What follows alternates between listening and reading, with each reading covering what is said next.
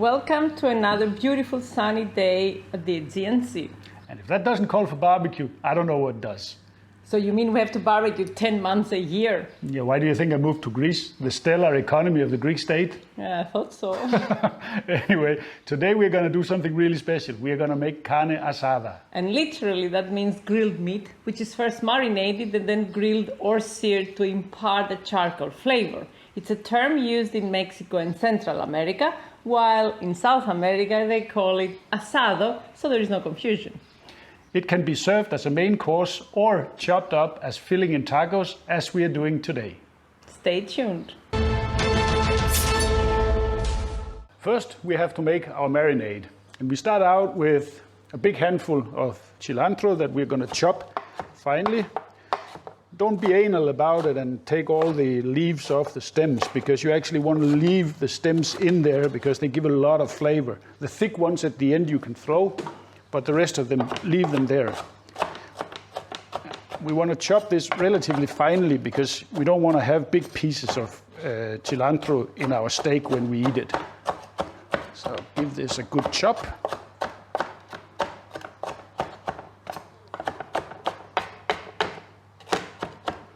Like that. We add that to our bowl. And then we're going to continue with our limes. We need the zest of 2 limes. So we take it on our microplaner here. It gives a lot of flavor. Like this. I can already smell the lime and the cilantro. It smells amazing, the zest here. It gives a lot of aroma, I actually. love that cuisine from Latin America, just because of these 2 ingredients. Yeah, that's really good. Then from the same 2 limes, we also need the juice. Put that to our juicer here. Very juicy, these ones. Good tool, that one. Is it new? Yep, it's brand new, actually. I just got it. Wow. That looks nice. And actually, let me handy. No, it is, but let me show you now.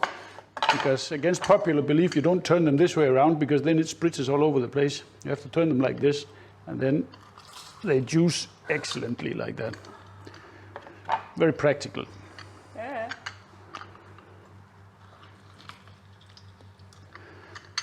Once we have that in, we set that to the side. Then I have a big clove of garlic that we're going to squeeze in also.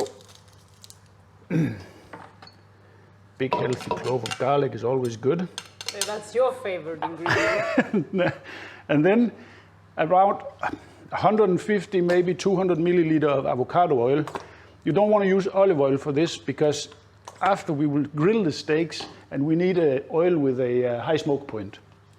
This is a little bit controversial because this doesn't belong in carne asada, but it gives a lot of good flavor. So we're going to put in, let's say, 2 tablespoons of soy sauce, half a tablespoon to a tablespoon balsamic vinegar, and then a good amount of freshly squeezed pepper.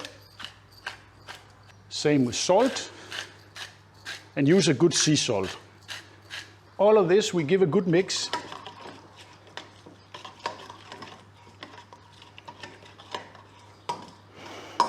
Wow, the smell here is really good. I have beautiful flank steak here. Actually, I have 2. I only needed 1, but there were 2 in the package, so yeah, okay. A little meat never killed anybody. So we're going to mix this nicely here in the marinade. Make sure we get it all around.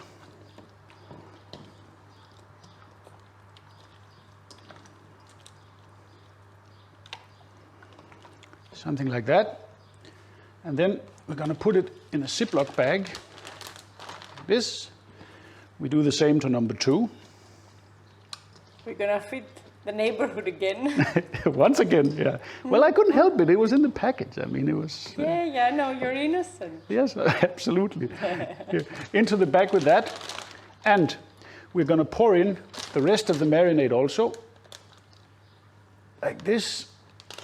And we close it up, take out the air. And then we're going to make sure it's all well combined in here and all around. looks good. And now we're going to put this in the fridge for 2 to 4 hours, but not more than 4 hours, because then the lime juice will break down the meat a little bit too much. Since we're going to serve our carne asada in tacos today, we're also going to make some pico de gallo and some guacamole. For the pico de gallo, we need 1 large tomato, or the flesh of 1 large tomato chopped like this. We're going to mix that with, let's say, a teaspoon of chopped red onion. You can add as much as you like. Don't put more. Yeah, it's okay. You can add as much as you want. Then I have some finely chopped jalapenos here. I would have used Serrano chilies, but my family, they are all sissies when it comes to spices. So Thanks, love. The compromise here is jalapenos. And then I'm going to go with about a tablespoon of chopped cilantro. And then the juice of half a lime. I think that's enough. I will taste it to see if I need more. But I think half a lime will do it. Then I will go with a pinch of salt, like that, and about 30, maybe 40 milliliter of good extra virgin olive oil. And we mix that up.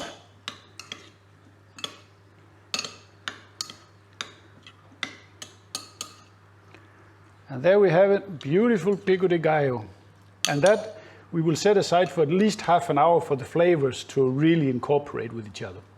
For the guacamole, we have here 2 ripe avocados that we're gonna cut open. Like that, see how beautiful that is, ripe and nice. Take out the stem, and then we're gonna empty that into our bowl, like that. Oh, they're perfect, actually. They're very nice. Number 2 here.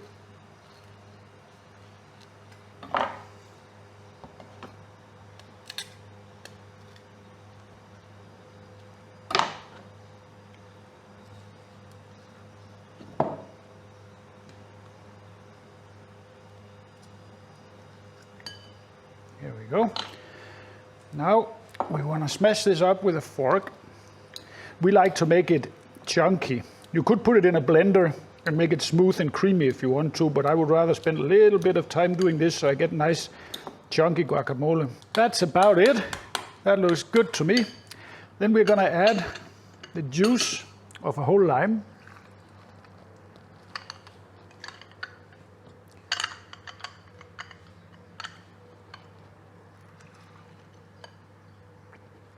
Like that. 2 tablespoons of chopped cilantro. 2.5, I like it. It's good. And then 1.5 teaspoon, maybe 2 of spring onion, chopped. Half a teaspoon of minced garlic, like that. Hey! Yeah, but it's not, it's okay. And then the flesh of tomato here, a chopped tomato. For this, I would say 2 good tablespoons, maybe a little bit more. And then we're gonna add a little bit of cayenne pepper, let's say half a teaspoon maybe, and some salt. And we mix that up.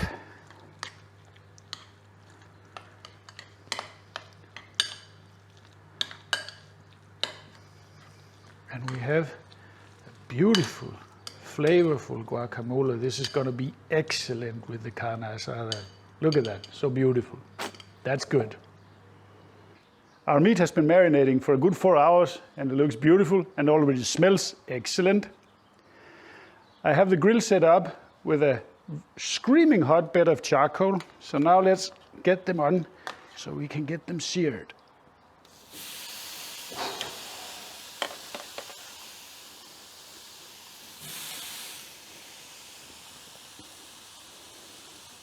They've been on a good minute.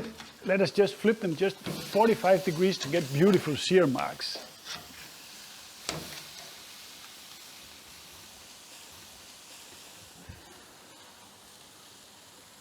About 1.5, 2 minutes, you want to flip them over. And all this about only flip steaks one, it's not correct. You have to flip them more often so you avoid overcooking one side of the steak before you do the other. You have to flip them every 1.5, every 2 minutes. Here we are, steaks are looking good, but never go by looks only. Always use a thermometer. And there we are, beautiful 51, 52 degrees. It's exactly what we want to see, medium rare.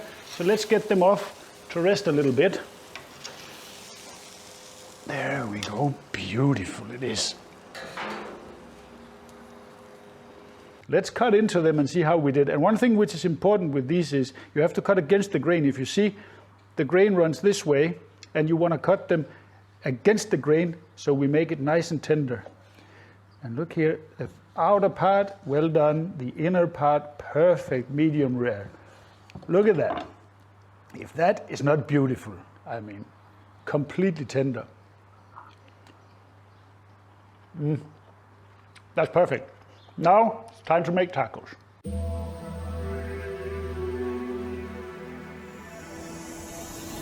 So, are you ready to give this a try? Yes, I'm hungry. That smells amazing. Okay, I'll take it by hand. I know you want to use knife and fork, but okay. Well, I have tools. I stick to them.